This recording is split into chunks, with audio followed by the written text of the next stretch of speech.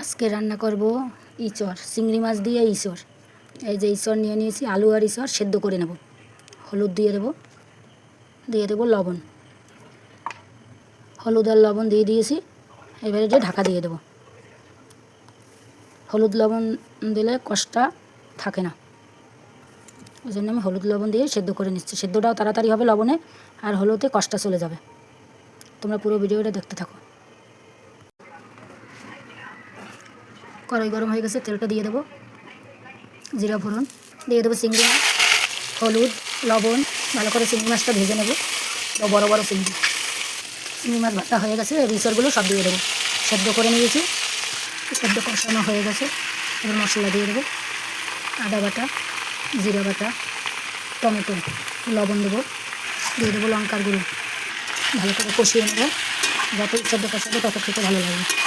দেখো, এই দেখো ইঁচড় কষানো ভালো করে হয়ে গেছে। এবার জল দিয়ে দেবো, এবার ইঁচড়টা ঢাকা দিয়ে দেবো। ঢাকনাটা তুলে দেবো, দিয়ে দেবো মিষ্টি, গ্যাসটা অফ করে দেবো। গরম মশলাটা দিয়ে দেবো। ইঁচড় চিংড়ি পুরো রেডি। কত সুন্দর হয়েছে। এইভাবে রান্না পেতে হলে চ্যানেলটাকে সাবস্ক্রাইব করো।